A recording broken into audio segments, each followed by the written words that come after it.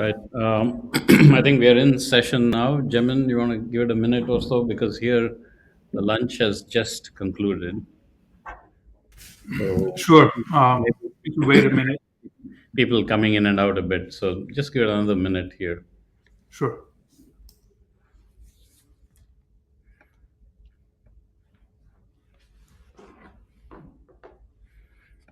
So for the speakers, it's the same format as before, right? 20 plus 5.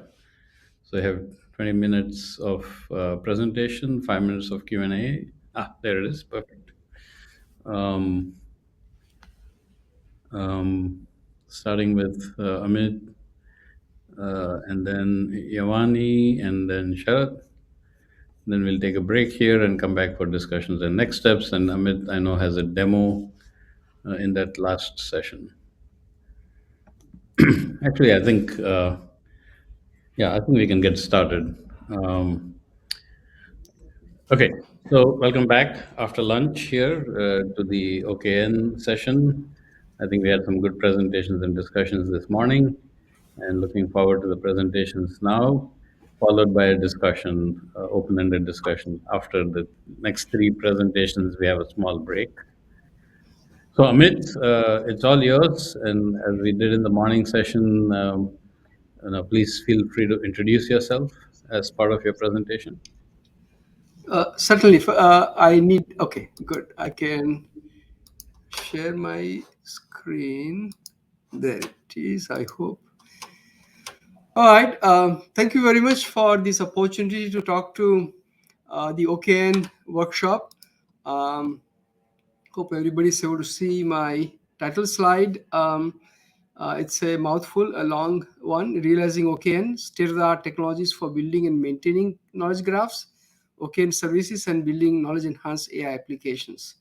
So I founded the AI Institute here at University of South Carolina. It's a university-wide institute with a very large amount of translational research activities going on across the campus and beyond.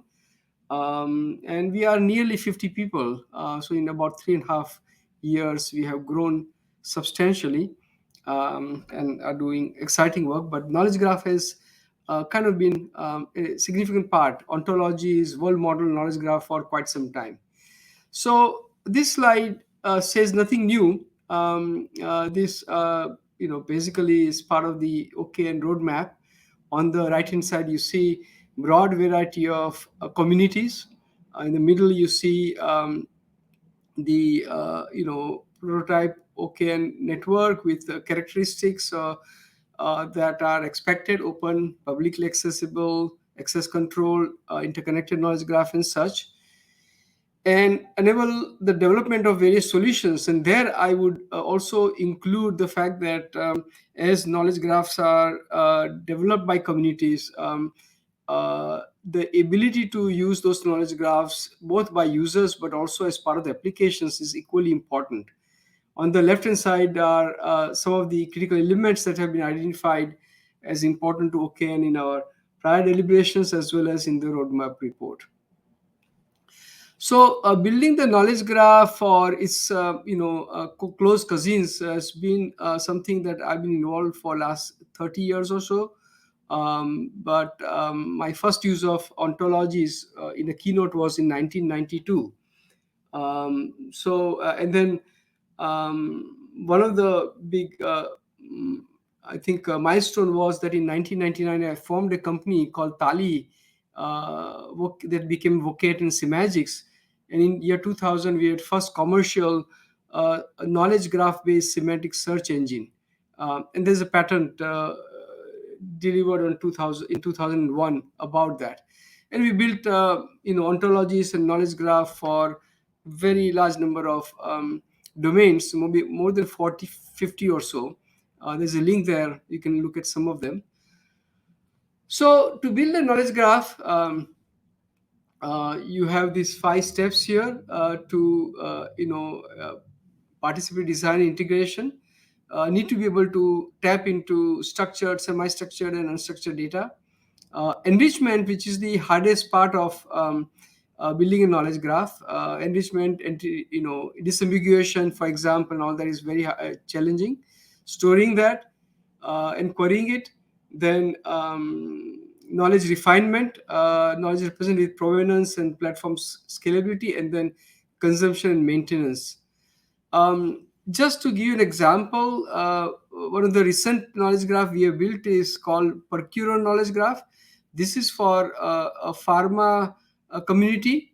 Currently, it has 6 million triples and 3,000 plus relationship types, and it is growing. It is built by a consortium of, there's a Wipro and its customer, and IIT Patna and AI Institute are the prime partners of this consortium. It shows you variety of sources from which knowledge was pulled. So you can see Mayo Clinic, Helionet, UMLS Metathesaurus, Drug Bank, and a whole variety and other general purpose sources from which knowledge was pulled and integrated to create this knowledge graph. In representation is in RDF star, and now this I was going to show this, but thankfully Chetan says that we can do a demo in the next session. So Joey, my PhD student who really heads the development effort here, will give a short demo in the next session, and you can ask questions or ask him to show various capability. So here are the kind of things that the Empower architecture currently has, and is continuing further development. So you of course have a user interface. You can see this number 1, 2, 3, 4, and 10. That are the different components thereof. So you can see user interface. You can see the ability, a variety of knowledge extraction tools that are all available, and then you can also have user defined schema, and ability to seed the things, and then you do pre-processing, and then you do entity linking and matching, number 4, and then you kind of create the knowledge graph, add a provenance or capture provenance and temporal and other aspects of it. There are you store the knowledge graph. You also have a validator there, number 9, and that allows human in the loop validation, and then you generate the knowledge graph and continue the cycle to maintain it over the period of time. And we support provenance, scalability, access right now. So going forward, here are the plans that would make this effort consistent with the roadmap, OKN roadmap, that has been set up. We see as kind of a 7-layer process, where you have this data model, reasoning, sources, access control, query, browser, and portal. And you can see some of the capabilities in the yellow that would be supported, or that many of them are supported now, but that will have to be added to complete the whole picture. And then with this 7-layer, we think that that will be consistent with what has been envisaged in the OKN report. Now, let me give an illustrative example of Proto-OKN Fabric, and we'll use the example of food and nutrition domain, and a neurosymbolic AI application that in which the knowledge graphs, in this particular domain are used. So they are developed. These knowledge graphs are developed, and then they are used. And we do pursue the knowledge graph development and applications in many different areas. I listed some of them here, and that is very important because each of these are independent efforts, help us reach out very different type of communities. For example, for smart manufacturing or autonomous vehicle, community is very different and more industry based, versus mental health, which is clinical based, versus scientific community where we do neuroimaging and aphasia kind of thing. So in this Proto-OKN Fabric, you see the layer one is shown. You have unstructured, structured, and semi-structured data, and you have the ability to enhance that with validation and curation and provenance. But let me show you the layer 3 in particular. It's marked as data sources, where you have context aware information extraction and a common metadata framework. The I will That will be next slide, and I will show you that. But before I go there, I need to recognize that on the right hand side, you see, you have to understand a variety of stakeholders in mental. This this example, actually, I kind of mixed up. This example is more for the mental health, but food has similarly a variety of other stakeholders. um, I think the rests are fine. Let me, and as you can see, there are multiple industry partners and collaborators that would work on, this activity. So here, this is an important slide. What happens is that when you want to create a knowledge graph, you're going to have to use multiple tools. And let's say you use a statistical tool, model. Then you have, you'll run that statistical model, and you'll have a whole bunch of parameters: epoch size, an optimizer that you use, and the AI model that you use, and um, uh, all that would be, something that you'll use, because you're not going to be integrating data from multiple sources manually.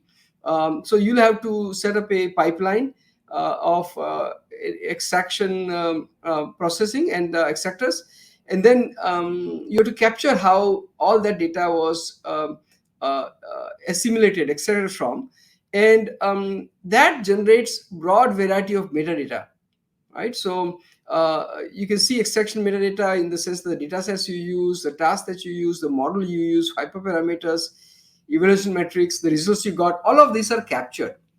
And so to be able to do that, we are using a partner, HP Enterprises, common metadata framework. It's an open source effort. There is a GitHub repo on that, and using that, we capture broad variety of metadata. There is a metadata knowledge graph itself that we have collaborated with HPE on, and enhance the CMF with this metadata knowledge graph. And then you can use the recommender. So using the recommender, you can analyze, how was this particular part of the knowledge graph generated, from what source, using what techniques and tools, with what setting, the kind of things that I was talking about. And using that, you can adapt that for your next purpose. So the reusability of the process by which you create components of the knowledge graph is a very important consideration, and that's something that we are working on right now, that we are doing, using by integrating Empower framework with the common metadata framework. And in this particular framework is ability to pull off, let's say, components from various sources, such as papers with code, OpenML, Kaggle, Hugging Face. So it is kind of makes it very easy for you to use vast amount of tools and codes available online to be able to create your knowledge graph and process the data and massage it, and all kinds of stuff of that nature. Now, as an example, let me take this example of food and nutrition. Um, I could similarly I could have used the example of, let's say, mental health also, but I think this is particularly exciting. So there are a number of community of users here. In fact, it happens to be an international community involved in construction of the knowledge graph, and then a separate set of communities that are developing applications that use this knowledge graph. So for example, we have specific project on type 1 diabetes in pediatric patients. So in capturing, counting the carbohydrate intake for these patients, type 1 diabetes patients. um, or we have other application where you are helping anyone make a particular choice for a food, or another one where you want to be able to kind of make food and recipe selection based on, let's say, disease specific consideration. Yeah, so the diabetes is one example. For example, where you want to know what are healthy carbohydrate and what are unhealthy carbohydrate, and so on and so forth. In this particular community, there are quite a few knowledge graphs that are involved. So as you can see here, a nutrition knowledge graph. And I'm an advisor to edemam, so just for transparency. And they have some of the world's largest knowledge graphs, 2.3 million recipes, 900k food items, 40k major diets and allergens, and 150k plus nutrients. And there are also public source version of these available. Whether you have API access to this knowledge graph or public source knowledge graph that you can make copies of, all these are options. And that you have some applications have personalized health knowledge graph for each, let's say, patient. So with multiple knowledge graphs involved here, you are able to develop the applications, and the applications also happen to be using neurosymbolic AI approaches. So for the symbolic part, and particularly for the explainability and safety, the use of knowledge graph play critical role. My team does some original work in explainability and safety through neurosymbolic approach, and those are the ones that are being employed here. So with that, my concluding slide as I reach the end of the time. So in this particular case, we have a community of international academics, commercial, and this transdisciplinary. The people involved are nutritionists, food scientists, industry partners, physicians, AI scientists, of engineers. We have variety of current projects, for example, that are in this general domain. There are multiple knowledge graphs involved. You can see on the left hand side, and that we are working on a variety of activities such as recipe generation, ingredient substitution, cooking actions substitutions, food volume estimation, heart problem, meal planning, exploring flavor combinations, and many things of that nature. So it's a very comprehensive activity with multiple knowledge graph, wide community, and many applications that can serve this kind of stuff. This kind of gives us a sense of the kind of ecosystems that we think that OKN is there to support. um, uh, and with that, I am happy to take questions. There's nearly 50 members of AI Institute.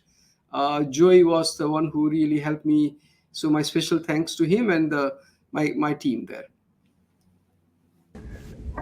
Great. Thanks very much, Amit. That ended right on time. So we have 5 minutes for questions. Any questions for Amit? If you have questions, you can raise your hand, and I think our administrator can turn on your audio, or if you want to type it in the chat box, you could do that too. We'll monitor that. And questions from even anyone, other speakers, or agency folks, whoever has, feel free to ask questions.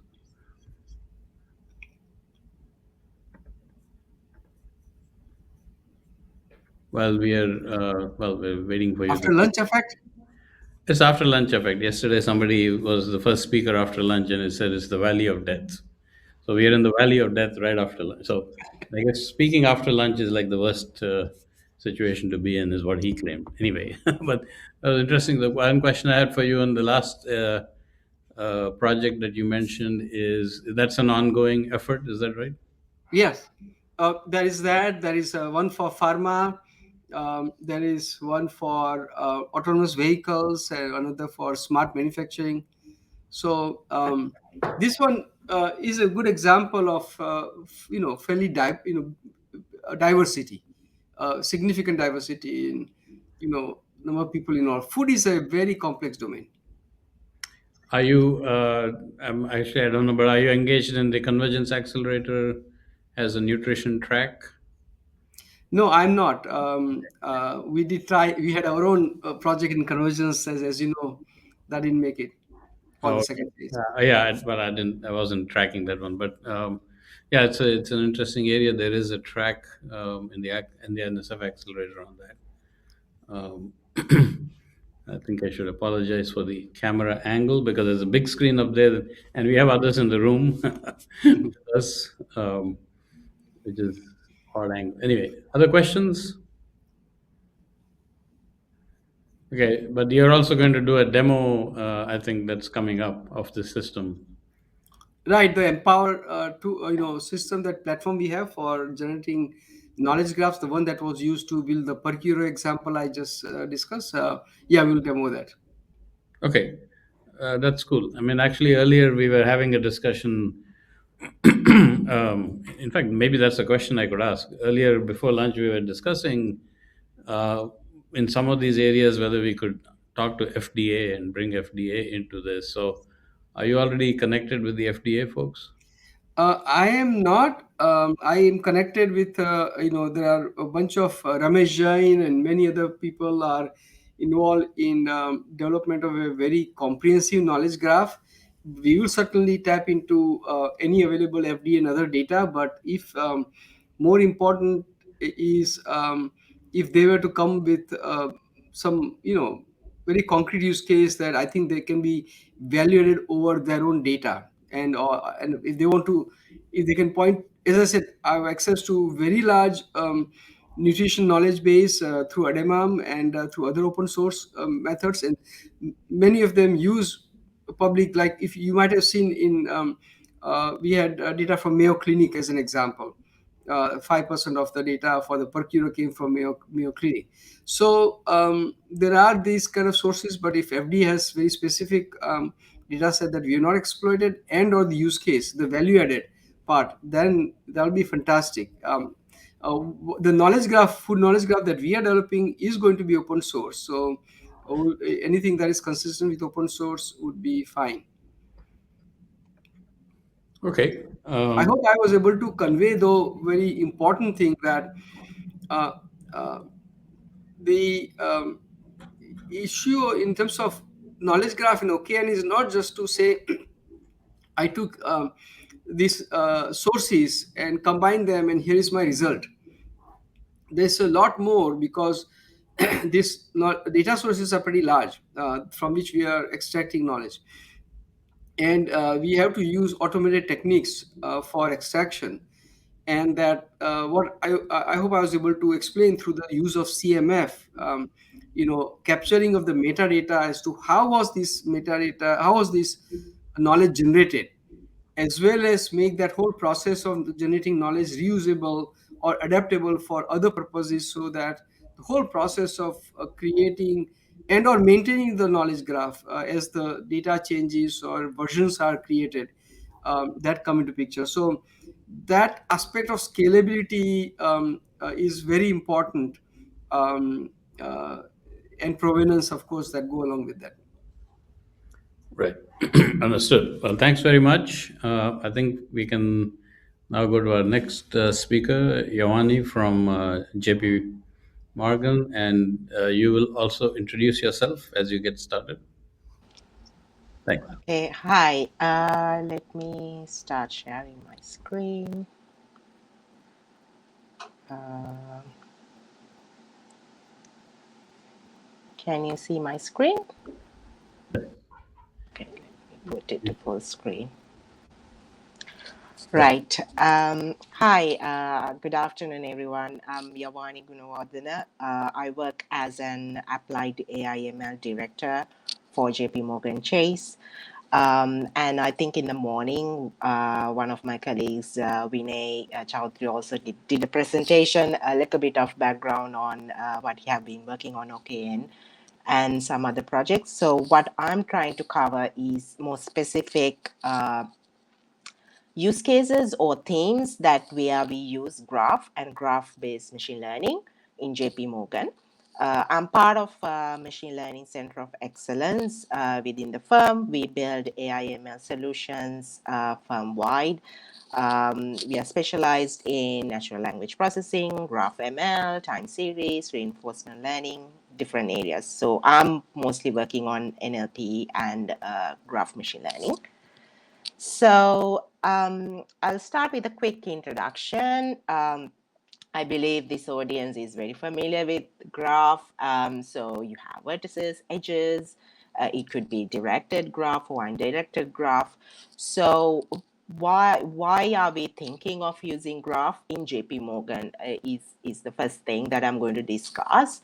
Because the data that we are dealing here in the bank is highly complex. So we have complex relationships between different data types, different data sources. Therefore, graph enables us to bring this complexity into one topology network. And also it makes it flexible to bring other data points, like it could be a new node or edge or updating the data based on the business requirements. Of course, we are not going to put all the data that we have in one graph, but even within use case specific, if you take into an individual use case, you are dealing with millions and billions of nodes and edges relationships. Therefore, it is important to have that data structure environment where we can manage all of these into one network or topology. And also it helps you to do the traversability. So starting from one point and moving to another point. So if you take relational databases, it has to do a lot of joins. It's expensive computationally, but when it has to graph, because the relationships have been already defined, the traversal is easier and quick. It also enables you to be scalable. As I mentioned, because the data that we are dealing is huge, therefore having distributed architecture with caching and indexing, the graph helps us to deal with a large data in a scalable manner. So before moving to ML, we actually use graph algorithms and as well as graph ML together to solve different problems or business problems areas within JP. So one of the things that we look is pathfinding. That is, if you have a source and a target, how do we find the route? Or it could be a shortest path, or it could be a breadth first search or depth first search.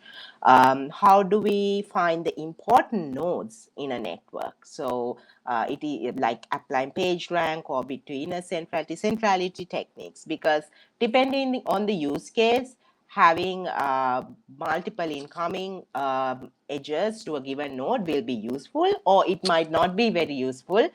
We might need to consider them as like noise areas depending on the use case. So applying centrality techniques is also key. Community detection is another area we use, we employ a graph where we use Luane or K-means or different kind of community detection techniques. It could be mostly looking at how the data is, how we find similar patterns of the data. So similar kind of behaving clients or similar payment types. So therefore we can apply different techniques on top of that when we know the communities. Topological link prediction is something we determine the closeness of pair of nodes. So we can use like Adamikata, Jaccard, common neighbor kind of techniques to see how the neighborhood and how two A to B nodes are similar with respect to their neighborhood information. And also we use this information as features in our prediction model. So if you are doing any predictions down the line, we can use this information as features to ML models. Talking of ML, node embeddings plays a major role because understanding the topology within the graph, converting these topological relationships into a vector representation and using them as features to ML models is one part, as well as using the embeddings along with the other features on the graph itself, where we use graph neural networks or graph attention network, is another way that we can use machine learning on top of graphs. So we can use it for node classification or link prediction, depending on the use case that requires. So when it comes to machine learning problems, we kind of have three kind of layers. How do we use graph in the machine learning scenario? So the first way is a traditional ML, where we kind of bring the node features without any topological information. We only consider the node features in this case. So let's say you have a graph which has company relationship. So the companies could have a name, description, revenue, things like that. So we kind of use that information as the input to the ML model to do the predictions down the line. The second layer is combining that node features with handcrafted graph topological information. This is where I mentioned about the embeddings earlier. Um, we combine we gather the topological information, convert it as embeddings, or it could be things that we generate from graph algorithms like PageRank score or the atomic ADA score. So any kind of handcrafted features combining with node properties can be sent as features to the ML model. The third way is, instead of handcrafting the features, we train graph neural networks to learn representation optimized for the problem that we are dealing with. So if it's a node classification or a link prediction, we use the data on the graph itself directly and train graph neural networks to derive machine predictions with the models. So these are kind of like three layers that we approach. So now I will move on to kind of like common themes that we use graph and graph machine learning within JP Morgan. So these are not necessarily single use case. I'm kind of generalizing to themes. So these similar kind of things can apply in many areas within the bank. So first one, I'm here using an example of a knowledge graph. So we build a knowledge graph between companies and investors. So how companies and investors map with deal information. So the data could be like public data like pitch book. You can derive the information. One of the main questions that we would like to ask is recommendations. So how could we use this information to recommend, do matchmaking between client and investor, recommend companies to investors, investors to the company. So I think we have seen a lot of topics like workshops going on with using recommendation, building recommendations using GNN techniques, etc. So we are using similar approach here. So taking this simple example here, company has deals with investors. This is a tripartite graph. We convert into a bipartite heterodata graph. So this is a heterogeneous graph. And then we apply link prediction techniques with graph neural networks. It could be PyTorch geometric or DGL libraries that we are using to generate these link predictions to derive recommendations. So this is one of the areas that we are looking heavily within our team, like using graph with the recommendations. Another, in the same kind of data, what we do is incorporate natural language semantic query with graph. So this is a use case that we are working on. Given the same data, if somebody asks us questions, say example like privately held railroad companies in Europe, if somebody asks a question like in natural language question, how we can bring data from the graph. So one of the things that we do, there are a few ways of doing this. So one of the ways that we can do is like taking the semantic meaning. So we have company descriptions from the node. So we get the semantic matching with the company descriptions by applying NLP retriever ranker model and then derive the output. But what we try to do here is to enrich with additional data that we can bring from the graph, because some of the companies might not have full complete data on the description. So they might missing description, or they might not have a very small description which is not enabled to capture that. So what we are trying to do is we use some information that is coming from the description, and then we extend that to neighborhood information in the graph with respect to industry, location, ownership kind of information, and bring graph topological features or embeddings attached together with NLP to derive the final output. So this is, here we kind of merge large language models with graph ML together to derive output that requires. A second theme of data that we are working on the graph space is client interaction quality. So how do we enhance the client experience? This is very important for us because we are dealing with a lot of clients on different line of businesses. So, and we use different mechanisms to interact with the client. So it could be emails, it could be chat communications or telephone conversations.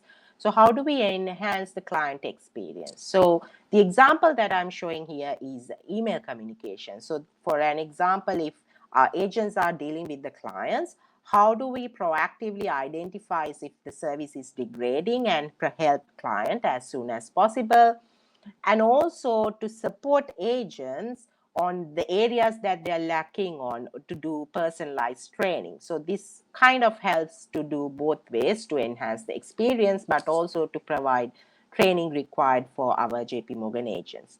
So these are some quality criteria that we can use to measure the experience or the client interaction. Some of them are quite natural language based specific, that is like ownership, clarity, sentiment. They are coming from the natural language scenario. However, we also model this conversation into graph to find further information that is beyond the NLP technique. So for an example, in here, like email communication. So emails kind of connect with each other through a chain, because if somebody writes, you go back and forth. And given that back and forth, multiple people interacts with these emails as well. So we kind of build this knowledge graph schema to understand this relationship. And we use this information for transfer and responsiveness and resolution kind of criteria. So responsiveness and resolution, if somebody creates a case for a particular issue, and we know how when the case is closed, how many hops did it took to resolve the issue, and identifying the most relevant employee for the particular case, identifying the clients that are getting most attention on, who are the clients who are asking questions, who are having issues, like who is more interactive clients, and then identifying the most influential employees. So who is the most proactively answering the question. So things like that, we are using graph techniques like centrality techniques, pathfinding techniques around that, algorithmic techniques to improve performance and derive quality scores. And we also, in this example, though I have showed in emails, as I mentioned, it can grow up to chat or telecommunication transcription, things like that. Another use case that we are looking in is entity resolution. So I think we use this graph technique in a way that we can use to resolve entity disambiguation or things that we cannot find. I know there are the NLP techniques around there for entity disambiguation techniques. However, we build is kind of like a tool to utilize graph as well as much as possible to find similar entities, because we gather data from a lot of sources. Therefore, how do we find similar entities? So for an example here, B. Spencer, Bob Spencer, and Robert Spencer, they are falling into the same person, but they are kind of followed in three different sources. They are kind of coming as three different people. So how do we solve this problem? We model these entities and their attributes into a graph relationship. And then we apply for each attribute, we kind of generate a similarity score. And depending on the attribute, you can add a weight on top of that to say how important the attribute as well. And if you find similarity, and then you generate a similarity score between the attributes based on the similarity score between the entities based on the attribute similarity, and then you can merge these entities as a one entity in the next iteration. So this is also we have used in many line of businesses on when you have different data sources coming, especially coming from external data sources like news analytics or like external documents or data sources. We use these techniques to kind of find resolve entity to use it as entity resolution. The fourth use case I'm going to discuss is text to KG. I think this has already mentioned with with my colleague Vinay in the morning as well. We use text to knowledge graph, and I think this is a known use case in the conference as well. We also use text to knowledge graph in a way to do question answering of frequency asked questions. The idea of having knowledge graph when in question answering is to bring a more context when you answer the question. So if you do a POLLM kind of techniques, it's always better to bring more context into your re-ranker approach. Therefore, your output or the answers that you're getting are more relevant to the context with respect to the context. So that's where this helps us in many areas. I think Vinay mentioned in the legal contracts, similar to that, this has been applied in many areas like chase answers, things like that. So if you have a document, so the process I think has been described by many sessions, but like even in here, I think the session becomes much easier with the OpenAI kind of ChatGPT solutions as well. But what we kind of do the overall NLP process is breaking down the documents into core reference resolutions, entity disambiguation, relation extraction. So the core reference resolution is like if somebody is saying JP Morgan is a bank, its headquarters in New York. So when it says JP Morgan and it needs to understand it means JP Morgan itself. Entity disambiguation, same as what I mentioned before. If somebody says JP Morgan and JPMC, that the same meaning is it's the same entity. Relation extraction or the triplet extraction also important in this way. So I don't know whether you can see here, like, a subject, verb, object kind of a relation extraction. So JP Morgan headquarters, New York, JP Morgan is country, Chase, like, United States. These are like triplet information. When you have triplets, you can put it into a knowledge graph, and then you can do the question answering. So one of the techniques that we do is if somebody asks the question, we derive the entity, so you can use any R technique, and then you bring the subgraph from the data. So you, with respect to that entity, you bring the subgraph to generate the context. So it allows you to bring more context to the data, and then you can apply some reader techniques to kind of derive the output for that. So this is kind of like a area that we are looking into and trying to utilize in other question answer engines as well to kind of improve the context around how do you enhance the question answer. The last kind of theme that I would like to cover is discovery lineage. So data in JP Morgan, as I mentioned, it has very like size and depth of the data is high and it's complex. One of the main problems that we are dealing is due to a bank is how do we find data is moving within the bank and what data is going outside for regulatory and compliance reasons. So to understand the data movement and who has access, what processes are aligned, that all information needs to be modeled. So how do we solve this? We are trying to use graph in this scenario. If an application sending data to another application, we can bring the meta information of that data, like app A send data to app B. So like it could be sending through an email or file transfer. What is the frequency? What is the last time the data was sent? Information like that. So this will also helps you to tell us, you start from A and you finish from app Z or something. What is the lineage? What are the hops it has gone through? Who are the people who accessed it? What are the processes accessed it? This all information needs to be captured and monitored for the compliance and regulatory reasons. So this use case is mainly looking into that aspect, and we are kind of modeling the data. So this is an example, like let's say app A send data to C, C send data to B. So we also do some predictions on this model as well. Some very small subset of the data, we have some manually annotated information. If A and C sending has a communication, what sort of a communication is that? So it's a reporting. So C and B is related to trading, something like that. But majority of the communications, we don't know the relationship or the business concept. So we are trying to use neighborhood information with some node features here and do predictions on what sort of business concepts that we are dealing with.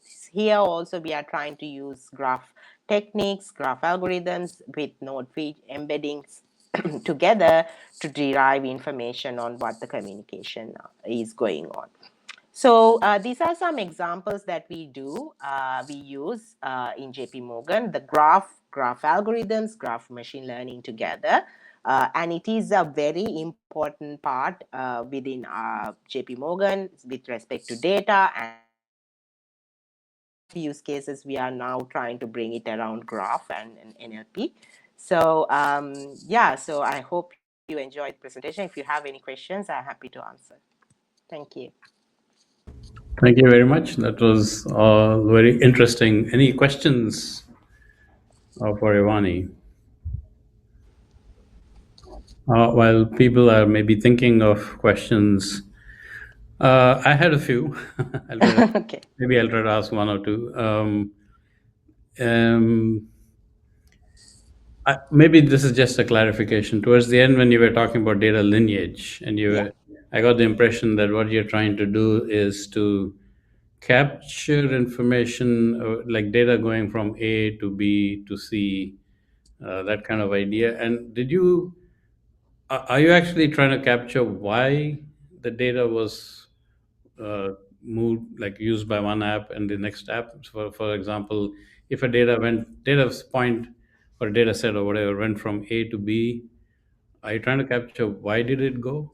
So yes. So why, as in like it's not necessarily why. It's mostly like what has happened, and whether they have correct access and the privileges to do that transfer.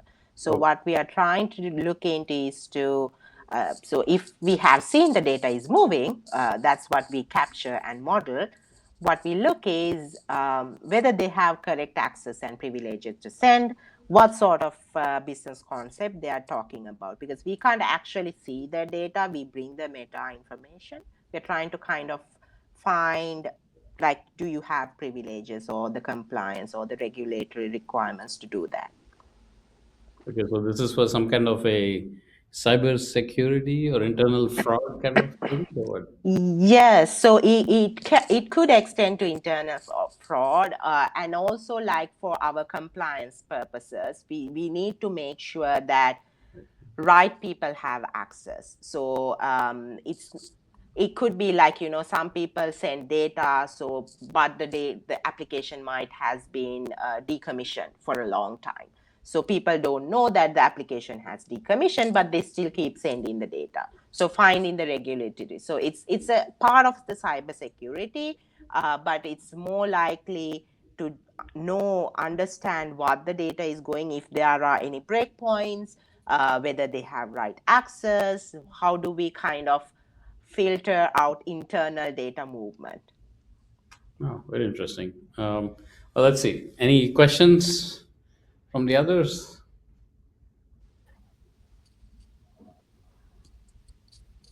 Well, I'll ask my other question then.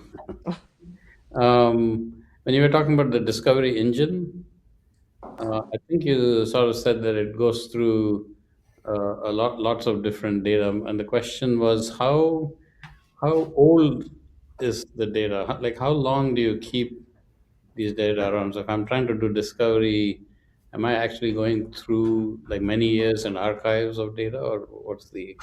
So actually, that's a good question. So what we model into the graph is more like a daily. So we update the graph daily because what we want to know what is happening now. So if you, let's say if A to B has communicated last week, if they haven't done any communication since then, we can see that they have communicated last week, but not. So, but what we are trying to do is to update it daily. If they have done communication today, we see, okay, this is the last.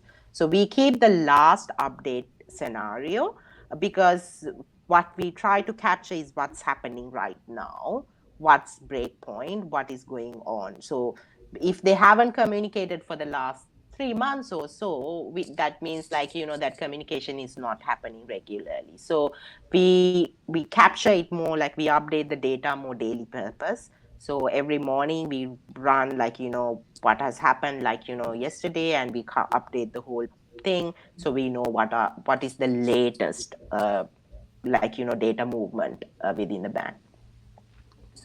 Great, thanks very much. I guess we should move to our next speaker, Sharath. And Sharath will also introduce himself as he goes.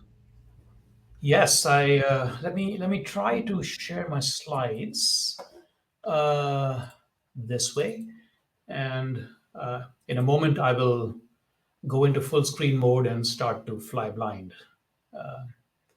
But trying to share it right now. Let Okay. me let me start while it's coming up. Save the minutes, moments.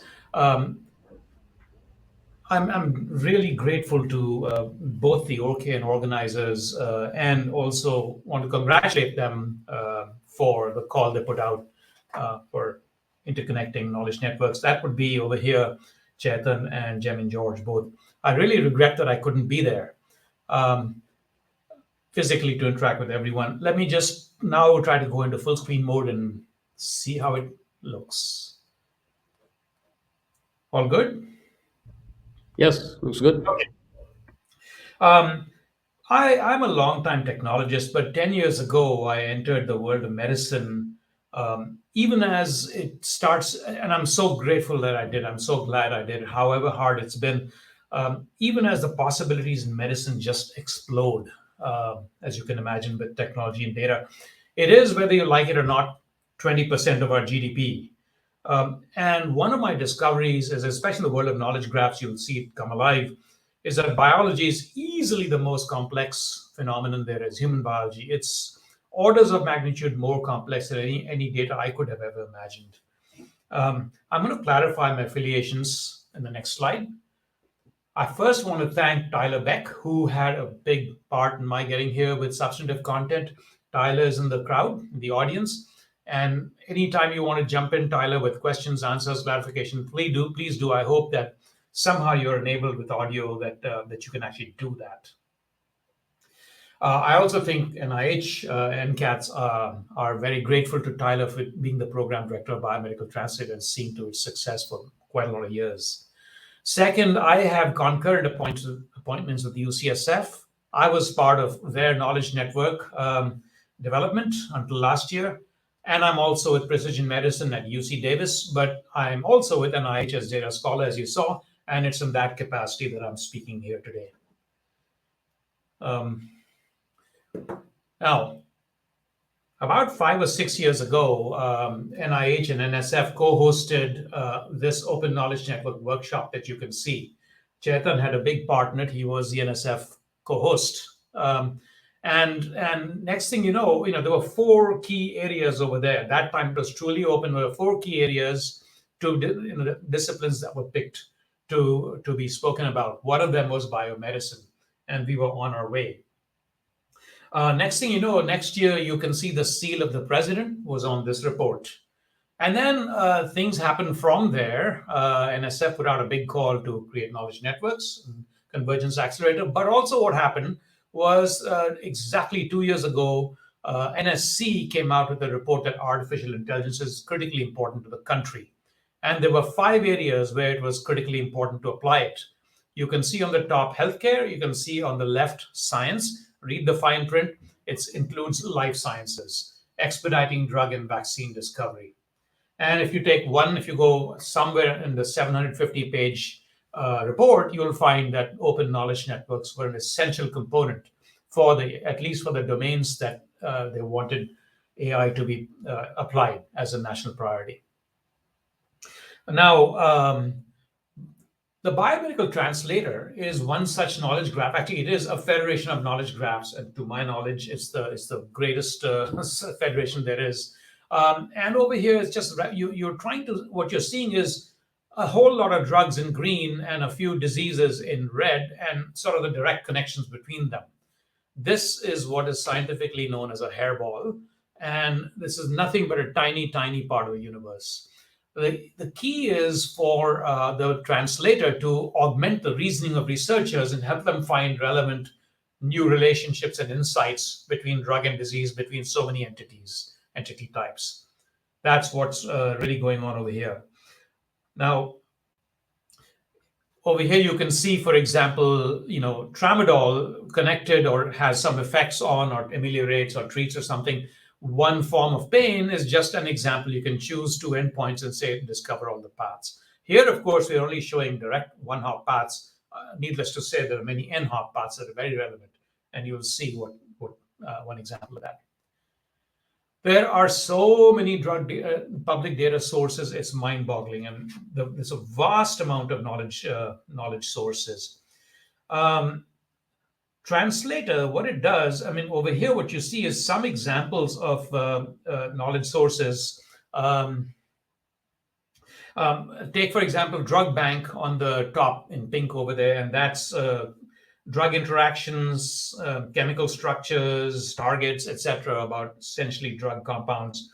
Then you can see CTD is to its right. CTD is a clinical trials database. Then just randomly looking at the bottom left, you see ClinVar. That's a connection between genomic variants and clinical phenotypes. Any of these could be order of 10 to the 8 relationships, simple relationships, which of course haven't been resolved against each other. Now on the top left, you see PubMed. That's the entire corpus of all biomedical publications. That's pretty large. I don't actually remember the exact number, but I'm guessing it's about 110 million publications over there. I could be wrong.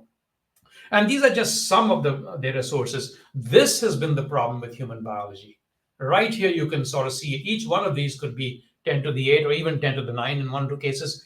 And this has been the problem. Just getting these to a working knowledge graph has been a major achievement over the last 2 or 3 years by the translator. Now, let me tell you a little bit. In fact, I'll click ahead a little bit. Let me tell you a little bit about how the translator is architected. At the bottom, you've got those public databases and knowledge sources. Those are actually of the lowest complexity. The layer above that is knowledge providers. Knowledge providers actually synthesize, they have their specialty areas, whether genomics or clinical data, chemical data, and they go to they've worked to synthesize multiple knowledge sources and make them rational to try to represent the source of truth for whether this gene or that clinical condition or that small molecule compound. The knowledge providers are invoked by what are known as reasoning agents, ARAs, reasoning agents. They are kind of, in some ways, not to give too much credit just to one layer, but they are the brains in the sense of the reasoning agents, the logic behind what's going to be presented at the top level. Actually, there are 6 of them, and the ARS on top is essentially a relay system. That the job of the relay system. It serves as sort of a federator or scatter gather type of thing, and obviously balances and watches the loads across the different reasoning agents. And increasingly, they're going to have to resolve. We are resolving the results that come from the different reasoning agents. Much on that coming right up. All of this is being built. A user interface is being built, and you'll catch some glimpses of that as well. Now, a sense of size. It's not that we sit there counting, to be honest with you. And we know it's at least 100 million different nodes of at least 62 types, 300 million relationships, 77 types. There are 14 funded teams and about 150 fundees, I guess, or individuals in the consortium, plus the actual intramural development team and management team, which is quite small, of course. Now, it turns out that describing biological relationships is really hard. These are actually all the entities. You can see some types over there. There are chemical entities towards the center lower part of the screen. Biological entities, which have a whole heck of a subtree, but over there, polypeptides, proteins. There's some really important, obviously important types like proteins and genes and so on. Chemical entities, including drugs, small molecules, molecular entities as well. These are some of the central, what you see in the middle are some of the central entities, but actually all of these are entities that are part of the translator or in some part of the translator, and that's why you have 62 different types at least. You try to find edges and describe them, it gets incredibly difficult. These are the predicates. Some of the very hardworking predicates are effects right on top, or associated with right on top. And then, frankly, many of these, what also happens is that when you try to take the subject, predicate, object kind of tuple, then come all these qualifiers. Subject is hexachlorobenzene, and then metabolite is a derivative, and then the effects is the predicate, but the qualified version is causes. Here's a gene, and it's what form is it in and what biological process are you talking. You start to have to qualify all this. And one thing that's really important is this context. In this case, HeLa cells, which is named after the person whose cells were taken about 50 years ago, perhaps, and are still used for science, and without her permission. But context is extremely important. That's really surprising that to many in the computational sciences, that the same drug can upregulate a gene and can downregulate a gene.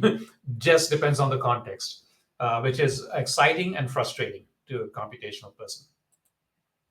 These are some examples of the molecular modifications and activities just by themselves. These are some of the enumerations that have to be carried out into any of these predicates. Okay, so it gets incredibly difficult to actually describe biology when you try to do it. At the end of the day, the interface is beginning to look something like this. Over here, you see there are 5 key questions that are driving the translator development right now. What drugs may treat? You can pick a disease. And what chemical/drug upregulates a gene or protein and downregulates? And the reverse of the same question, what gene or protein is upregulated or downregulated by? When you ask questions like that, it gives you a little help. I was trying to do Duchenne muscular dystrophy. It gives you all of this help with autocorrect, autosuggest, and you can pick. FLT3, what chemical downregulates this gene mutation? And then you have it for humans, mice, rats, zebrafish, which actually organisms that are commonly used in biology. All of my learnings since I came from the tech world. Missing Drosophila over there. Okay, now, what does a typical drug flow look like? Drug discovery flow look like? This is canonical. Okay. A researcher wants to know what chemical or drug will treat rheumatoid arthritis. By the way, that's a very complex condition. It's not easily fixed, not easily addressed. And when you ask that question, the translator comes back with chemical this will treat rheumatoid arthritis, we think. And you should be, or affects, or ameliorates, or something like that. You saw that up there in the hairball that I showed you before. But actually, you get the multiple hops. The way they think is, look, I really think MyD88 is a pathway, it's a biological process that causes inflammation. That is an inflammatory pathway. Now, what gene can up or down regulate that? And you basically get these N hops. But then they say, look, I want to take MyD88 and see by chance what other drug is actually already approved and is that has an influence on MyD88. Imiquimod is one such thing, and it's for a form of skin cancer, keratosis. Now, if you look at this, you will easily have 20 pathways with 30 genes per and 30 chemical entities per, or 10 approved drugs. A simple calculation will show you that this will give you 18,000 different combinations to evaluate, as in, okay, check them out and surface the results. And I believe I'm wrong by a factor of 5 or 10, by the way. You can easily end up with actually 250,000 results by the time you do these joins. So what happens is you got to order the results. Obviously, we all know what web search does. We got to order the results. And you can start with a base question: what drug may treat disease? The challenge is you've got all these different factors of various utility, and they are sort of, they almost go against each other, and you have to keep maintaining independence. I'm slightly speeding up because time will run out, and no chance for questions, but I don't want that to happen. But what happens, you take what we decided was to start with the canonical question of what drugs may treat disease X, that you actually have these important factors to consider. What did the reasoning agents come back with? Is there any clinical evidence to this? What drug stage, as in clinical trial stage, is a drug in, if it's not approved already, or if maybe it's approved? And what is the novelty in what you're saying? That is a function, and let me just jump right into it. And these are the thought leaders in the scoring of these results, where for the agents, reasoning agents, they say, look, there are 6 of them. Let's see how they respond by way of results, because not all agents follow the same logic and may not even be focusing on that type of query. They, Kozlicki and Ramsky, use dimensionality reduction techniques to inform the combination score, and they get an eigenvector of the weights to assign to agents. One of the issues is the results are pretty sparse addressing that. Clinical evidence, now the rest of the function, F over here, F combines the agent scores, clinical evidence, drug stage, and novelty factor, and you start to see how they have to think. Clinical evidence, is there any clinical evidence to this? And if so, what does it say? How strong is the association? And by the way, a weak association is also important, because it says, no, this is not a very useful drug. Drug stage, that's a discrete factor. Novelty can itself consist of at least 5 that we can think of. What's the publication count? How recent were they? Are these inferred relationships from the knowledge sources by the knowledge providers? And drug off-label use, that's a big one. And is there any lack of clinical evidence, which means maybe this is a new idea? And all of these are evolving, and to speed through this, they're considering to use some fuzzy logic approaches to sort of bring all these into one equation. And here's a simple example of what it might look like. This drug, which I won't try pronouncing, may treat AML. And you can see how the weights got applied to the different agent scores by the G function, the first 2. And the other 4 agents they decided weren't significant for this type of question. And then the clinical association strengths, you may have a 30 over there, which is sort of a utility value given by experts, which is the strength is really important. If the strength is, we think the strength is 30 over here, and the weight is 0.53, etc. That way you come with a score, 99.82, and you have to do this hundreds of thousands of times per query. The calculations aren't hard. It's the actual getting all the values, that all the calls you have to make that make it hard. It ends up looking like this. This is just the one hop drug treats disease AML result, but there are usually thousands of results. And on the left, you have this faceted search, sort of like your airline ticket model where you decide, hey, now give me only the non-stops, or give me the, group them by airline alliance or whatever it is. Okay, winding it up, the key systems challenges are these. How, after all, do you reduce cognitive load on the researcher? The researcher is looking for 20, 30 of the best. You are presented with something like 250,000. What are your strategies? And that's where we are. And the whole system has to perform as opposed to come back in hours. And lastly, will the function itself adapt when you go with different questions like, well, gene regulation? There are other novelty factors to do with gene regulation, several of them. You didn't include them now, but what are those novelty factors? There are some of those. Okay. I know I'm speeding through all this to save time for questions, but I do want to leave you with one inspiration story. There is more than one such inspiration story, but this is Dr. Feigenbaum, and he's at UPenn as in the School of Medicine. He had a disease, or has a disease, called Castleman's disease. The full form is known as idiopathic multicentric Castleman's disease. Very rare disease. He was a medical student when he found out, and he was going to die. Then he said, look, I think I have enough skills of my own to go try to find a cure for this. He did. He discovered something called mTOR signaling.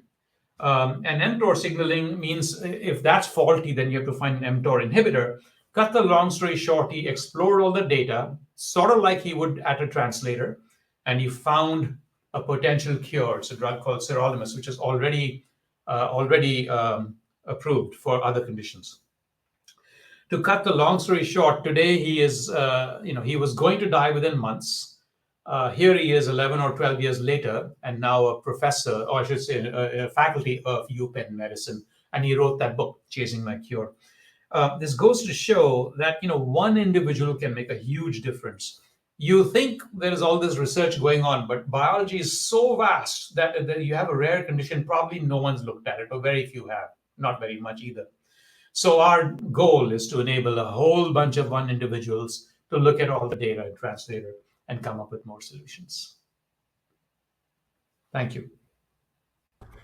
Wow, that was fascinating. Very cool. Are there any questions for Sharad? In a few minutes, we will take a break, get some quick coffee, and come back. There are some demos that are going to be shown. But meanwhile, if there are any immediate questions, Sharad, are you going to be staying back for the next session?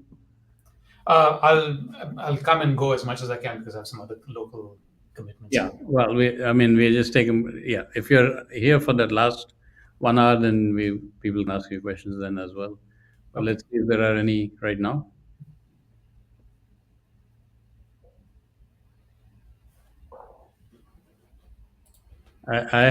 Every question I can think of only makes it more complicated. A question I had was, well, I guess because there is so much vast information, and as you said, it's rapidly changing, would you imagine that there is use for kind of capturing the state of the answer, so that, because if I had asked the same question, say 3 months ago, maybe I get a different answer than what I'm getting now, because things have changed, the world has changed. Right. That's a really deep question, a really significant question in the following sense. It's possible that the actual biological sources might not be changing every 3 months, but most certainly what's happening in your own network, translator network, is changing every 3 weeks. And so if you got some answers, you try to log an issue, you find out, try to replicate the issue, you can't because things have changed. And being so vast and so distributed, who knows who has changed what? We do have to live with that, but we are thinking of checkpointing. Yeah. Yeah, like I said, it only gets more complicated, not less. Yeah. By the way, Tyler, I'm not sure if you're really enabled with audio, but if you are, feel free to jump in anytime. You can raise your hand and our administrator can put your audio on, I believe. I guess the other thing I'll say is Tyler is also maybe in the next session. And if he is, he's physically there. It might help whoever is physically there to answer those questions. Yeah. Okay. Sharat, great presentation. I have a quick question regarding the translator architecture that you showed. You have reasoning agents sitting on top of knowledge providers. Where does the knowledge graph comes into that architecture? Is it at the knowledge provider Ah, level? simple thing I forgot to say. Actually, there are several knowledge graphs. Each of the reasoning agents thinks to construct their own. One or two have not, but they have other ways. And then actually, knowledge providers also construct their own. So we have a result. I don't even know. I mean, in the most sophisticated level, we have at least three big knowledge graphs, but actually there are probably about 10. That's why it's a federation. Yeah. Okay, yeah, I see there was a response from Tyler about saving previous results. Right. There could be a whole agent that's just helping you with that part of the result. There could be, yes. Okay, any other questions? Actually, otherwise we are on time, so we'll take a. It looks like it's about a half an hour break.